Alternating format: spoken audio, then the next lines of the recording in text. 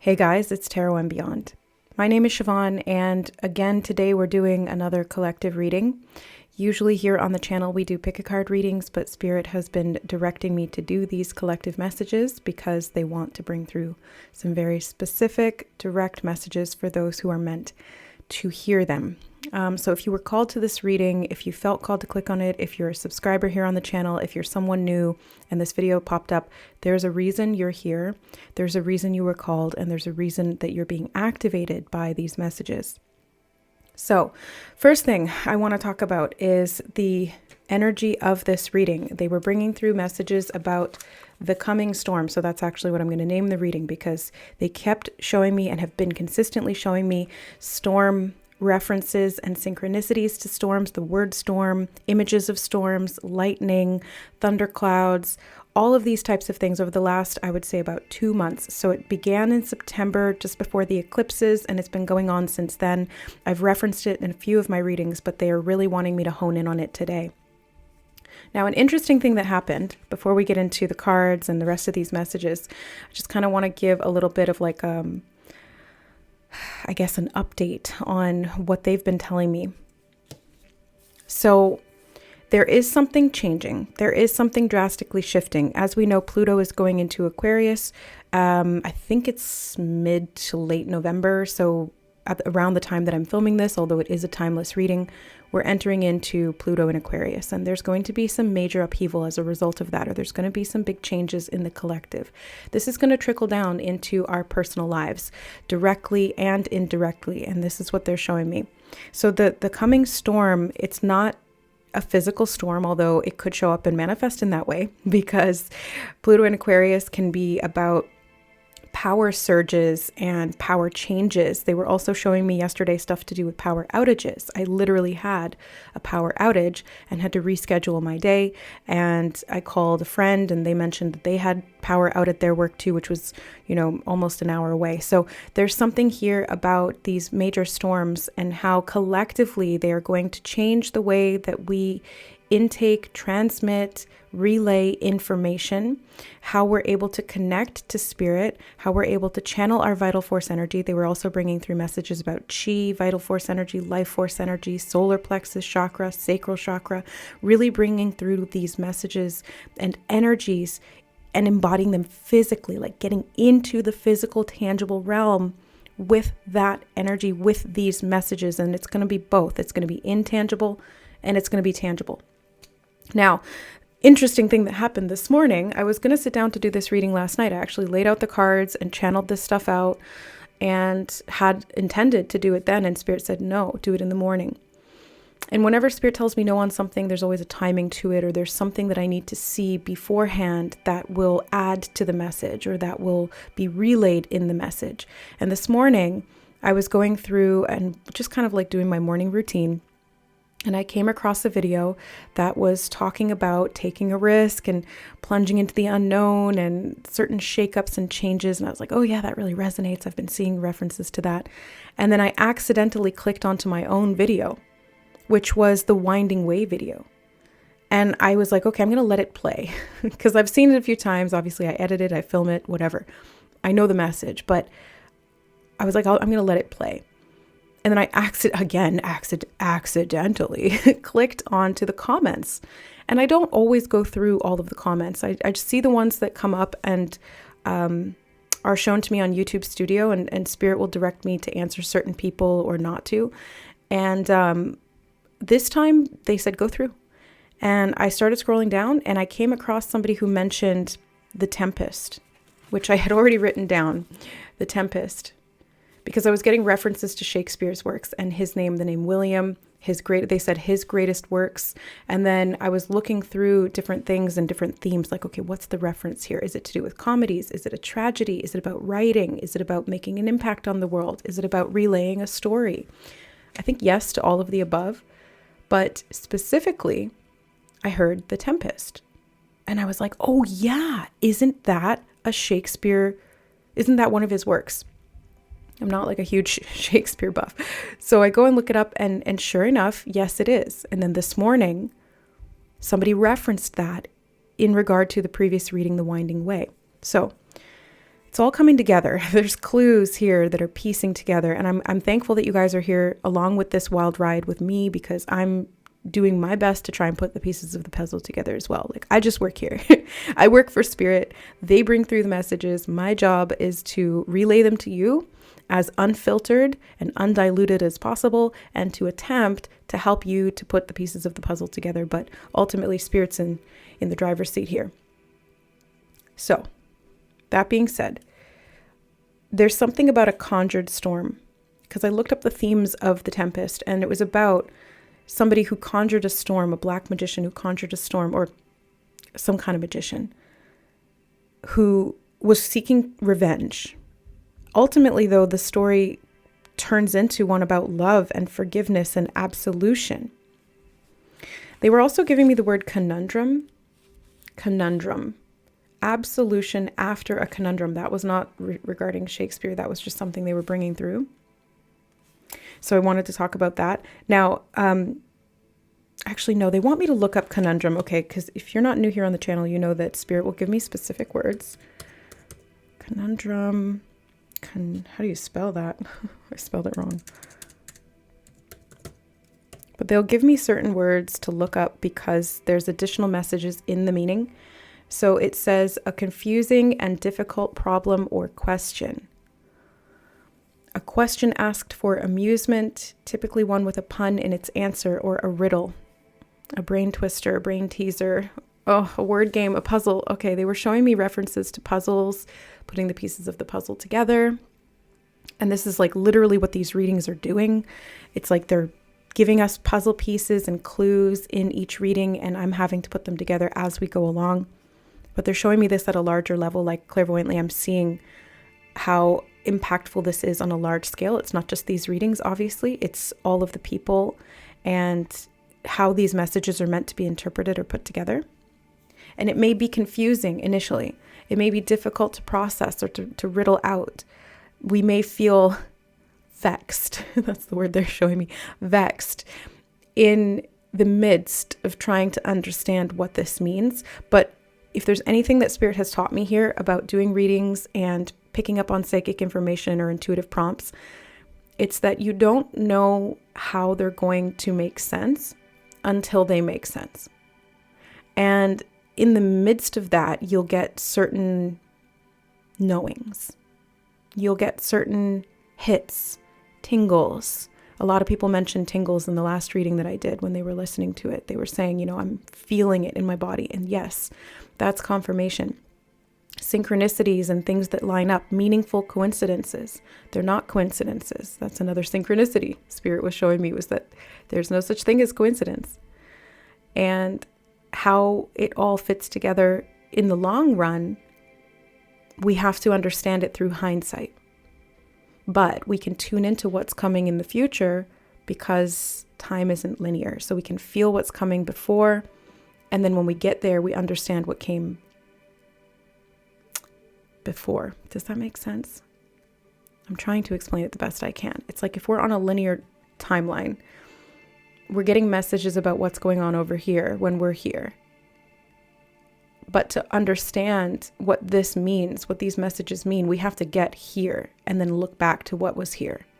Yes, that's the best way I can explain it. So, one more thing before we talk about this message. Spirit's recommending that you write things down. They've been prompting me to do this for the last 6-7 months or so. I started something called the Synchronicities Journals, which I have like a whole bunch of these. This is from October. I need to update for November. But that's a recommendation that they just wanted me to stop and talk about, because it's important in putting these pieces of the puzzle together. If we have them all stored in our head, they can kind of get lost, muddled, or confused. Whereas if we have them on paper, or we have them written down, even if it's just a note in the apps on your phone or something like that, it's going to help to give you more context, or you're going to see how it fits together, especially along a particular timeline, is what they're saying. Okay. So it's another reason I'm doing these videos, because it's, it saves it in time, so to speak. So the coming storm, I heard Anchorage and I was like, isn't that a place in Alaska? But then Anchorage also made me think of Anchor Point. like a place to make anchor. And it's interesting because in the Winding Way reading, they were talking about a place of making birth as in like a launch point or setting off on a journey, especially with like a boat or something like a ship. Oh, I'm just realizing right now that they were showing me stuff to do with ships, as in like rocket ships and launch points as well. So there's a connection there too. So movement forward versus stabilizing energy, creating a barrier, resistance, or blocks. I also heard forward ho, forward ho, and time to move on. So there's something that we're moving on from, and they're showing me Age of Aquarius right now, just in my mind's eye.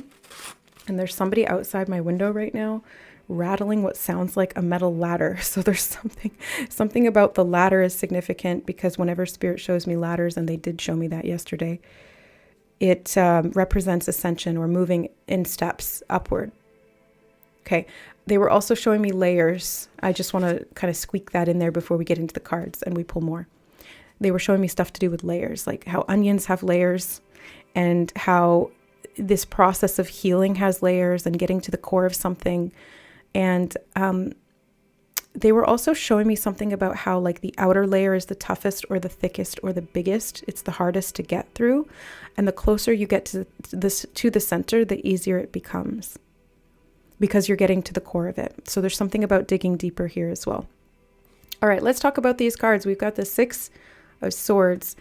This one, again, is feeling to me like moving in a new direction. It's getting out of the stormy waters and into calmer ones, but there's a place of like where this makes birth. And I think that what this is talking about here is connected to a frequency shift of some kind. Now, this is going to show up collectively, but it's also going to manifest in our individual lives.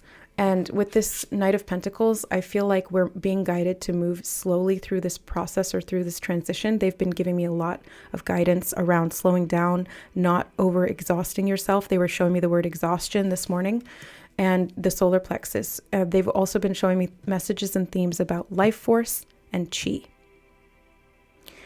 And life force and chi are channeled through the body, through the solar plexus. It's one of the sources of our vital force, and we need to protect that. The Seven of Swords here, or Wands. Ooh, interesting that I said swords though. What has been stealing your energy? That was actually a topic they had me write down for a future pick a card. What is stealing your energy? And how to defend yourself, how to protect yourself from that, how to limit that. So I'm hearing the word exposure. What do you mean? Exposure to what? They're showing me somebody walking in a desert exposed to the elements, and how this can impact the steps that you take, the confidence in those steps, they're saying. Okay. The Queen of Wands, though, all right, I just heard counterpart. The counterpart to the Queen of Wands is the King of Wands. They're also showing me the Emperor card in my mind's eye. So something about fire. A fire counterpart. Counterparts of fire. Elements. Counterparts of elements. No, let's talk about the star. This is the oasis. The period of walking through the desert is over. That was a message that came up in a previous reading as well. It was the one with the wild unknown animal cards. If I can find it, I'll link it in the description as well. But there was a message about like out of the desert and into the jungle. Welcome to the jungle. We've got fun and games. We've got everything you want. Everything you want. The Nine of Cups. Everything you want. But it's on the other side of, I'm hearing plight. Ooh. It's on the other side of some kind of plight. Like we're being tested here collectively. They were showing me that. Testing 1, 2, 3, 1, 2, 3, and 1, 2, 3, 4 could also be significant number sequences. Literally, as I said the word number sequences, I looked up and it was 1, 4, 4, 4. So this is the stabilizing energy. I'm hearing the word activation. And they just said the annals of time. So this could even be something held in the Akashic record of the collective, or needing to be tapped into through the Akash. Ladders can also represent the Akash, which is, if you're not familiar with what the Akash is, it's a collective, universal, actually. It's much larger than just the collective here on Earth. It's a universal, sort of like cache of information. It's where everything is stored. It's like the black box of the universe, if you want to look at it that way. And it's everything from every dimension, every timeline, every potential, every parallel reality, every lifetime that you've lived, every incarnation you've had, every memory you've had in this life. Everything is stored there. And there's something about tapping into that collective Akash. Yeah, okay, again, sorry to interrupt myself here, but I looked up again and it was 1555. Ones are these activation points, new states of consciousness to bring clarity. They're showing me the word confusion,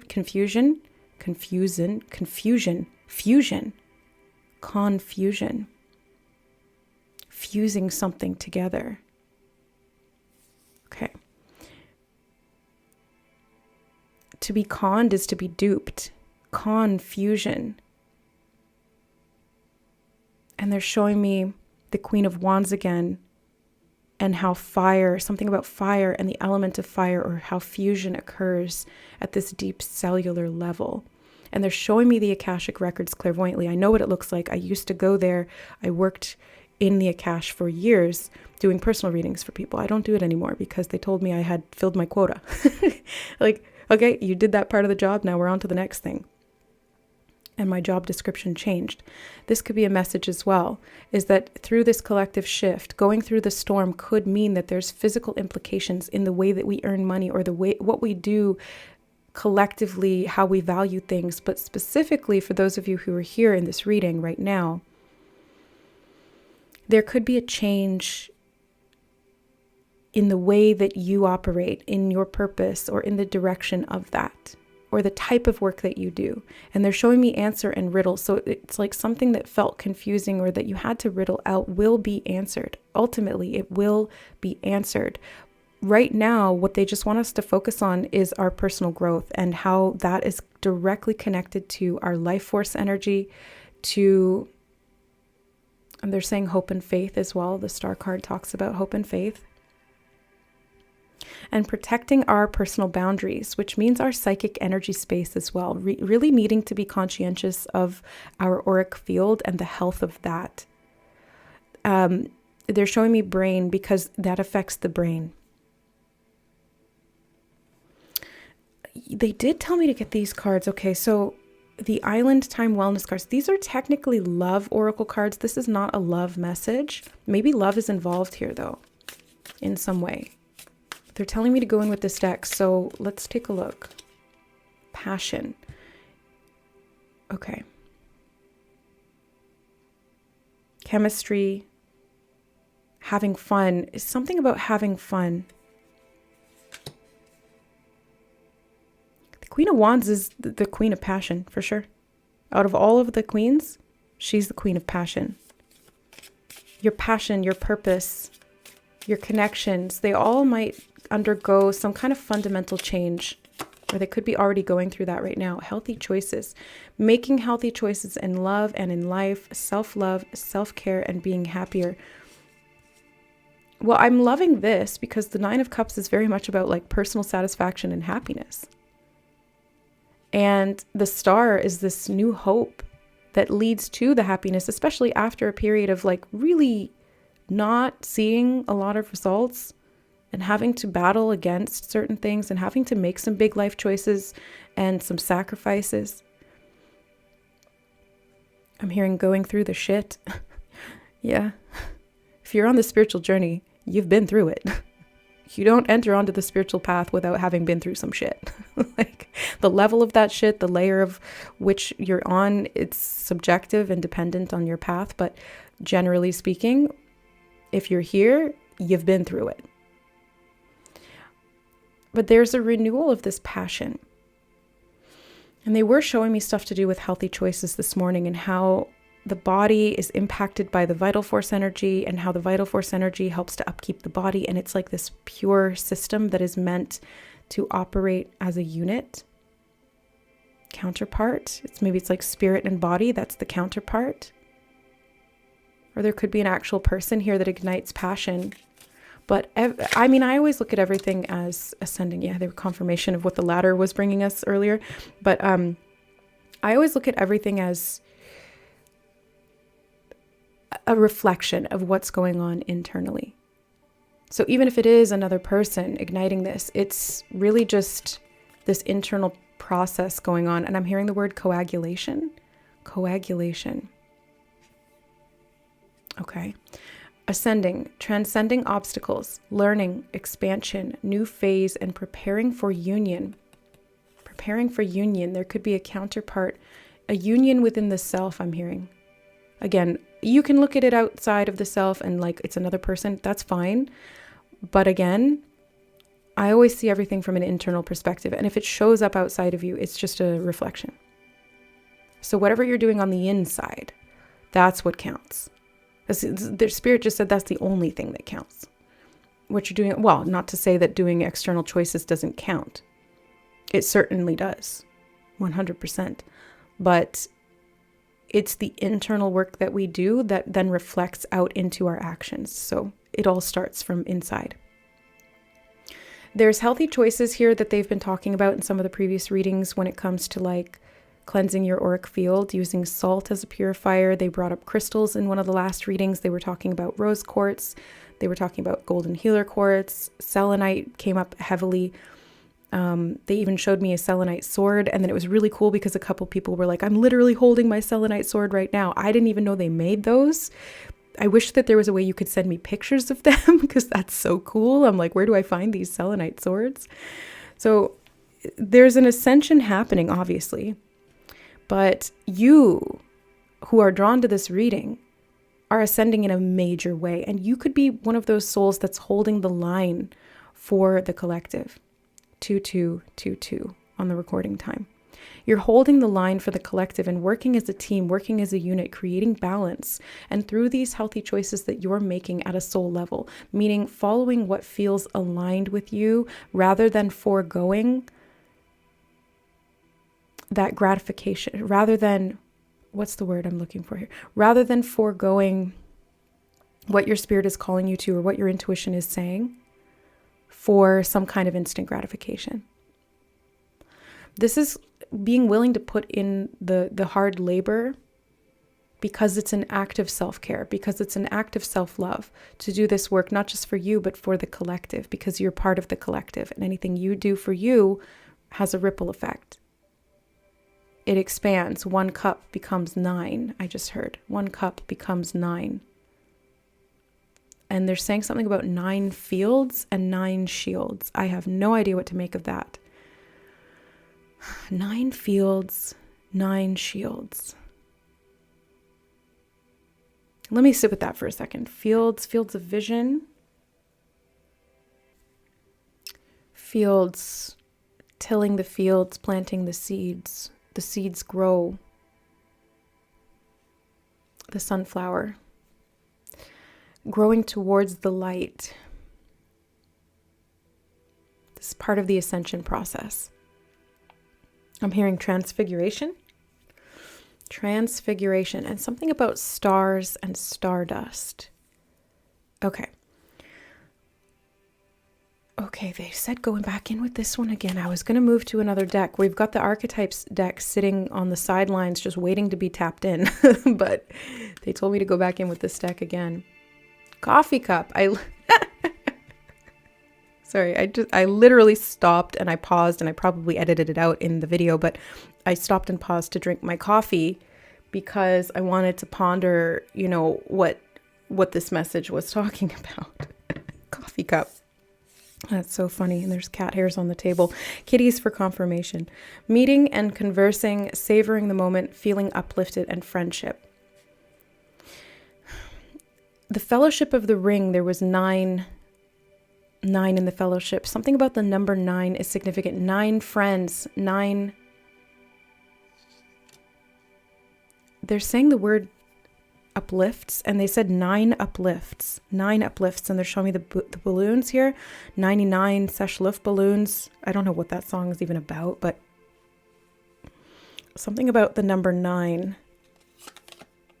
Not enough. Frustrated in relationship, lack of confidence, self-sabotage, fear, ego issues, and jealousy. They said slow down. Sometimes when I'm channeling, I go too fast. They've been telling me to slow down. The runner, runner in a codependent relationship, fear of intimacy, listening to ego. 2555. The runner, and slow down. So don't run from these messages. Don't run from yourself. I just heard. Don't run from a connection that's meant to catalyze some kind of passion within you, that's helping you to ascend, that's driving you to make healthier choices, maybe even by challenging you with unhealthier ones. I'm hearing making my wishes come true, and now they just brought me back to the main message, which was the storm. So Spirit, can you tell us a little bit about how the storm makes the wishes come true? Or not makes, they're saying no, it doesn't make it come true. The storm, they're showing me like a dance, and they're showing me lightning people. This is so cool. I wish that I could transmit thought to you guys more directly than through physical words or English. I just wish there was a way I could straight channel to you what I'm seeing, what they show me, what I feel. It would make this whole process a lot easier if we all had telepathy turned online. But anyway, I digress.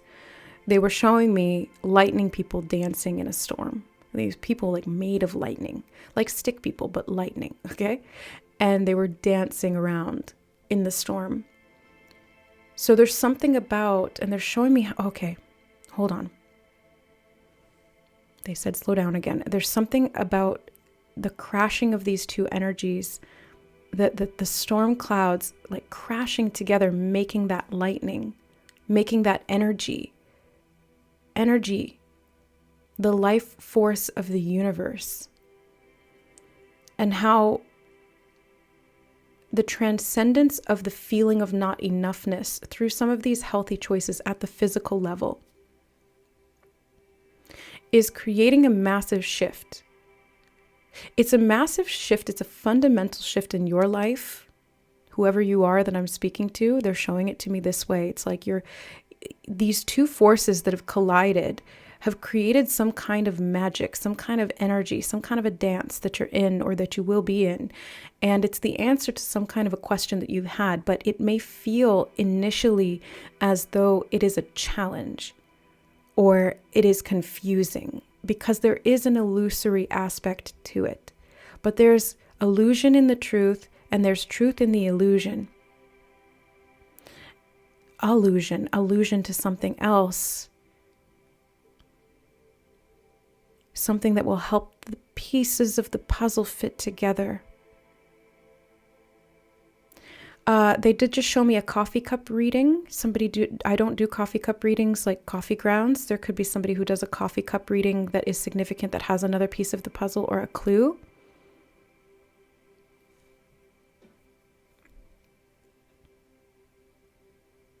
If this is a love message, it could be a coffee cup reader who talks about love. That's a very specific message for someone here. But if it's for you, you will find that reading and it will make sense at the time. Or maybe you've already seen it and it makes sense now. Whatever the case is, it's connected to a massive period of growth that you are undertaking. And the word undertaking was chosen specifically by Spirit. It's reminding me of like an undertaker. So this could be a massive death process for you. Going through a big change or shift often will feel like a death, a little mini death or a big death. You'll have to grieve what came before. Maybe it's old habits. Maybe it's something to do with coffee. I'm literally drinking my coffee right now. Maybe it's something to do with a relationship. Okay. They said way of being. It's a way of being. It could be about insecurity, because we were talking about the solar plexus chakra and how that's related to love, right? If we are insecure, it's going to show up in our love relationships as insecure attachment style, and how that can trigger not enoughness and running and chasing, Oh, underneath that we have the boat. Receiving what you need, progression, arriving, moving on, closure of issues. Yeah, the boat here. It's like there's some kind of closure that you're getting. Make sure that you're not running away, but that you're running toward. And make sure that running toward is not an excuse to run away, I just heard as well. Okay, let's talk about these because I'm seeing these two cards as well. The Sword and Rose, clarity, truth, revelation, solidarity, force, honor, protection, and power. And the Phoenix, new phase, rekindle, renew, transformation, growth, and a changed mind. So this is kind of what they've been showing. The swords have been coming up a lot, and roses. But anyway, there's a new phase here. Something's being reawakened within you, and it's connected to the truth. It's helping you get to the truth. It could be a revelation of some kind that is connected to your power, your personal power, how you defend or set boundaries around that power, how you increase your sense of enoughness, how you feel secure, how you feel whole. They're actually giving me the word conglomerate. Conglomerate. Okay, I'm noticing C words are significant. C and C, two C's, something about the letter C. Okay, we have the Queen archetype. The light attribute radiates the regal feminine and uses her benevolent authority to protect others. That's like these two energies right here. The shadow attribute becomes arrogant when authority is challenged, controlling and demanding. C, control. Control. Something about conclusion. Yeah, there's all these C words coming up. The Queen, very significant here. They were showing me chessboards and the Queen on the chessboards specifically. They were showing me stuff to do with Queen codes as well, like connected to, I'm actually hearing Queen Guinevere right now. So connected to like King Arthur, myths and legends I'm hearing, and they're showing me the Phoenix clairvoyantly engulfed in flames right now, myth and legend. Myths and legends, stories, and it's bringing us back all the way to Shakespeare again. So something about myths and legends, stories, archetypes, kings and queens,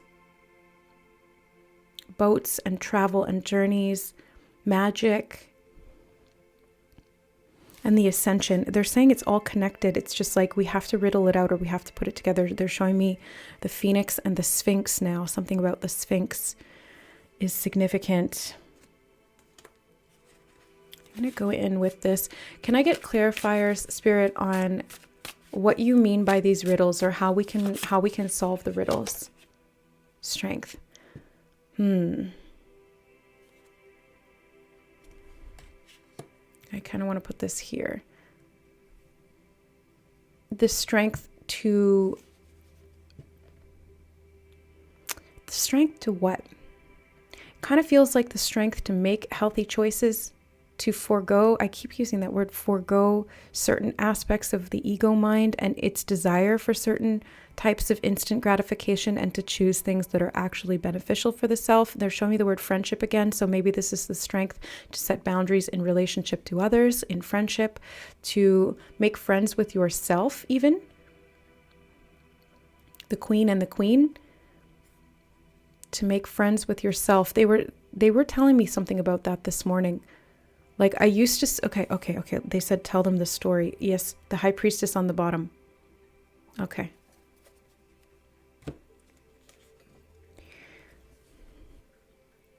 I would get up in the morning and sit and have my coffee next to a mirror in my old house. And this became a ritual for me. And it was important to my healing, I'm realizing now. It was a healthy choice for me, not because of the coffee, but because of the connection that it made me have with myself. I would sit there and look at myself in the mirror and literally wake up with me. Look at me, enjoy my own presence, connect with myself. And that helped me to heal and to increase my confidence substantially. It also helped me make healthier choices in my life. Instead of neglecting myself, I started eating healthier. I started going to the gym. I started feeling better about myself in multiple ways. I started setting boundaries with people in my life, and it empowered me even more. It took a lot of strength to do that. And the catalyst was looking at myself in the mirror every morning. And this morning I woke up and I've been feeling kind of crappy lately. I've been kind of going through it. And it's been like another one of those dark nights of the soul moments, another layer of diving into the darkness and needing to slow down and doing some of this purging work. And I was like, I just haven't really been feeling like myself. And I walked into the bathroom and I looked in the mirror and I looked at myself and I was like, when was the last time I really looked at myself? Not looked at myself as in like, how does my hair look, or, ooh, I look tired or whatever. But when was the last time I actually looked at myself and was like, hi, it's good to see you. I missed you.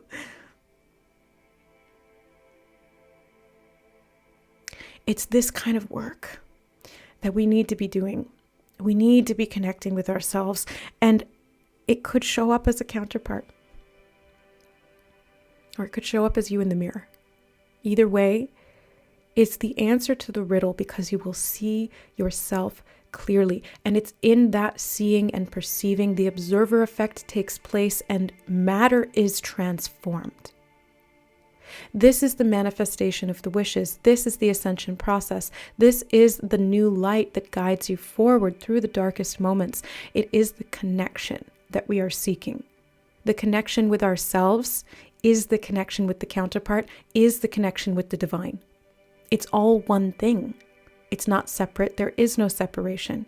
And the answer to the riddle is in the riddle itself. You are the riddle. You are so complex, and you have been vexed by this question of who am I? And they want you to look at yourself in the mirror and answer that question. Answer that question. Who are you? And I also just heard, does it really matter? Does it really matter who you think you are? I don't think so. I think maybe sometimes, yeah. Yeah, maybe sometimes. But I think what really matters here at the core of this, at the center of the onion, at the final layer, is you just accepting yourself as you are, as the experiencer, and even going beyond that, transcending the experiencer and becoming the experience itself.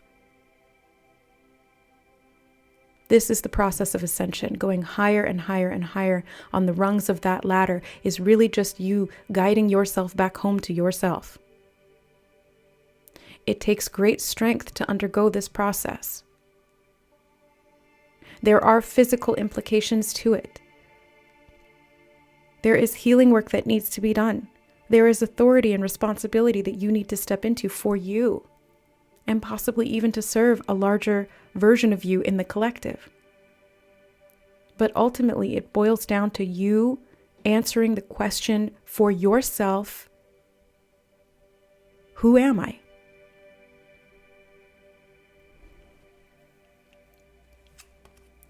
I think for a lot of you, you're the high priestess or high priest. But that's just one aspect.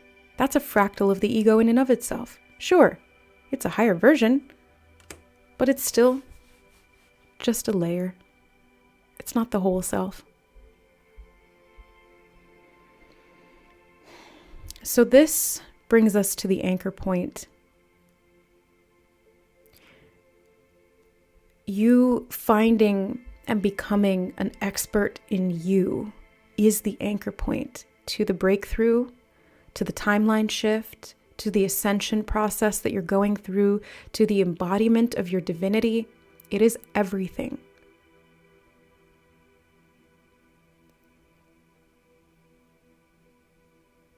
And it means so much to you.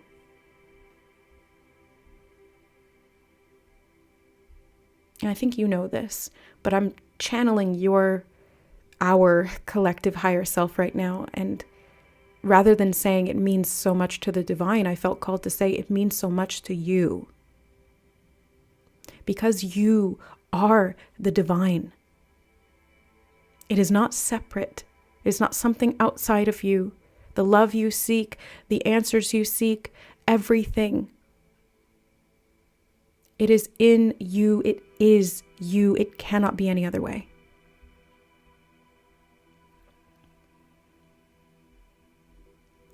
So have fun with the process of riddling this out. Seek what amuses you, I just heard. Seek what amuses you, because when you embark on this journey and the perspective is of suffering, it's like a nocebo effect. The healing could be countered by your expectation of the pain. I'm hearing, or the reward. So placebo, nocebo, both of those are physical examples of how the mind does affect matter, about how we manifest based on our expectations. So choose wisely. You can come from a perspective of amusement and enjoyment, and you will find that there's more than enough. You will find that the answers are presented abstractly, but nonetheless quite clearly, and that even though these difficult questions might feel like you're never going to find the answer, try again. Never give up on yourself.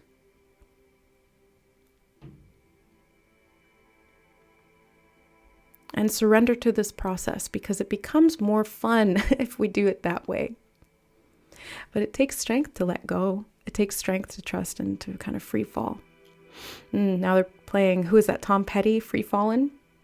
As soon as I said that, it just sparked up like a jukebox in my mind. Spirit put a quarter in and selected Free Fallin'.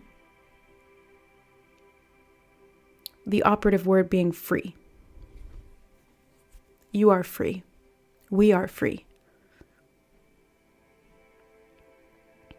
Free from fear, free from ego, fear from self-sabotage, fear from insecurity. Fear, I didn't mean to say that. I meant to say free. So free and fear. Free from fear, and how that fear creates insecurity.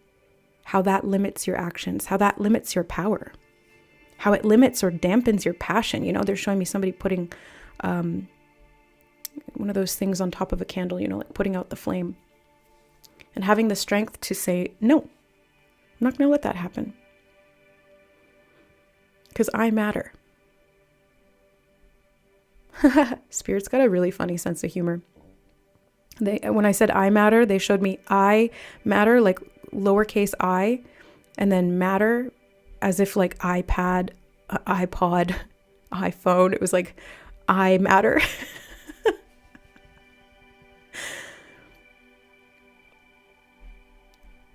Possibly connection through technology is part of this as well. They're saying language. So something about, the way that we communicate or express language. I mentioned telepathy earlier. So there could be higher I just lost an eyelash. I don't know if you're going to be able to see that. It floated onto the table. It's not going to focus, I don't think. But it's blurry, but it's there. The eyelash. Like, make a wish. I wished for peace in the collective. And just because I told you doesn't mean it's not going to come true. But there's something about like childhood and playfulness. Oh yeah, look at that. Underneath the High Priestess, we had the Six of Cups and the Fool. Childhood and playfulness. Yeah. Literally, as I'm saying that message, these two cards are here. A direct confirmation that it's about embracing this fun. It doesn't have to all be so heavy in the process of building this future, even though we're going through these multiple death processes, and there's layers and layers of that in building the foundation of the strong future we're moving into, or the strong version of ourselves that we are becoming, that we are and are getting back to. Rebuilding the self, I'm hearing, from the ground up. It's a big undertaking, but again, the word undertaking, the death card. But it's part of this process to becoming enlightened, for lack of a better word,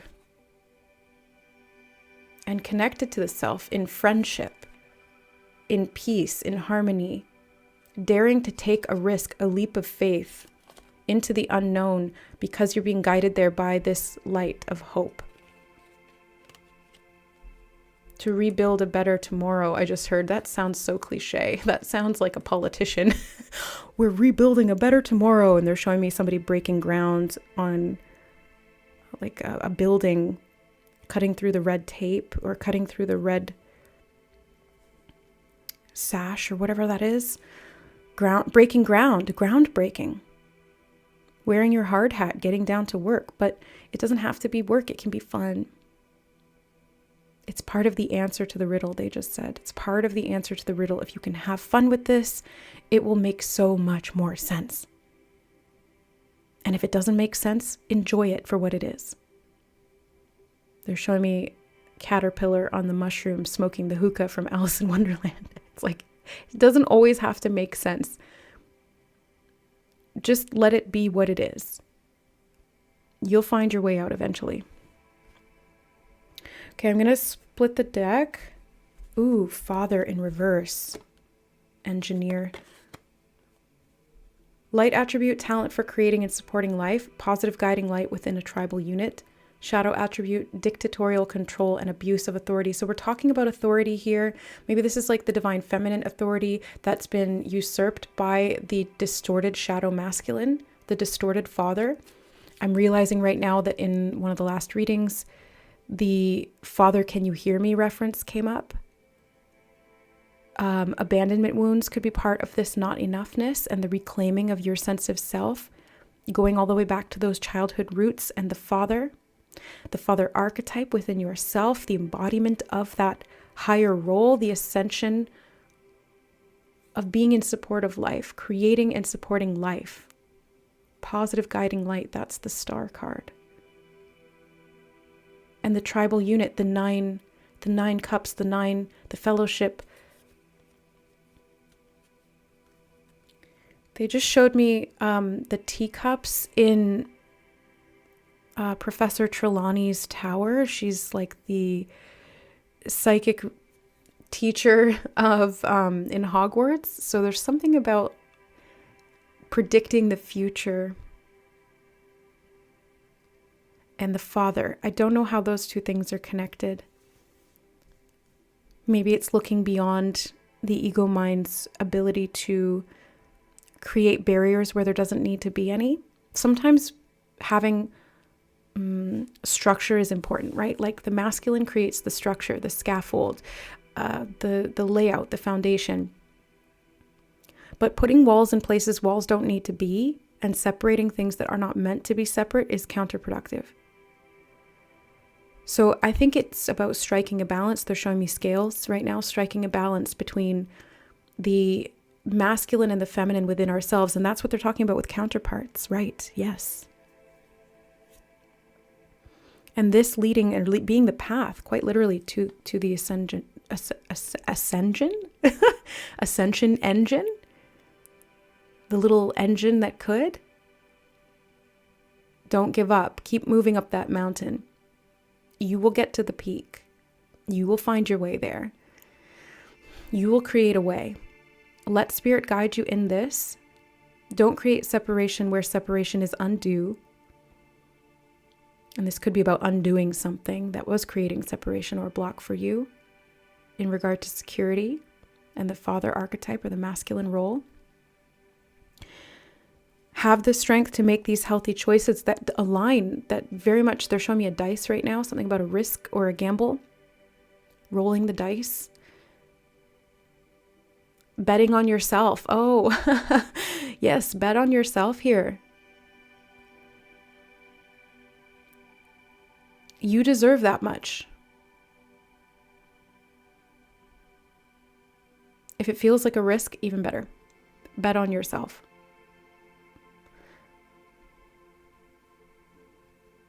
And if you fear coming up snake eyes, remember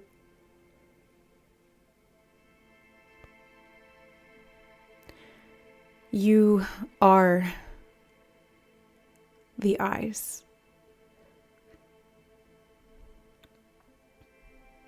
They're showing me eyes with snakes in them.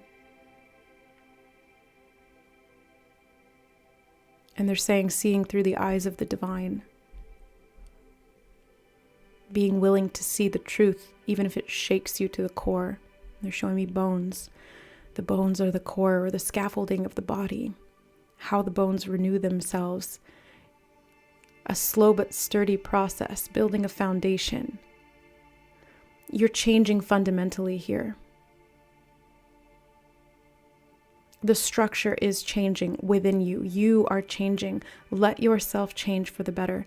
Let yourself become who you came here to be. I'm hearing who you truly are. Let yourself be that. And if the monsters awaken to create some kind of counterbalance or counterproductivity, let them. Don't let them drag you back into the pit, but let them be there. Understand them, analyze them. I heard be a good father to them. Interesting. Be a good father to the monsters under your bed. Interesting. What is that about? It's kind of like nurturing our inner demons takes their power away to control us because we're not afraid of them anymore. And if you don't have fear, you have freedom.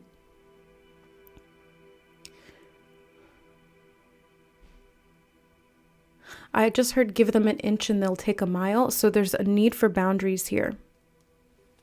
Not dictatorial, but not rigid either. How do I describe this?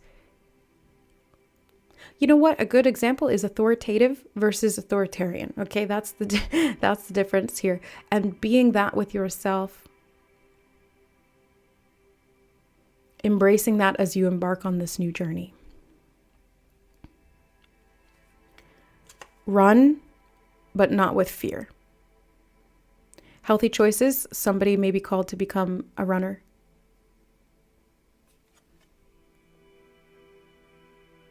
Running strengthens the bones. They were talking about bones.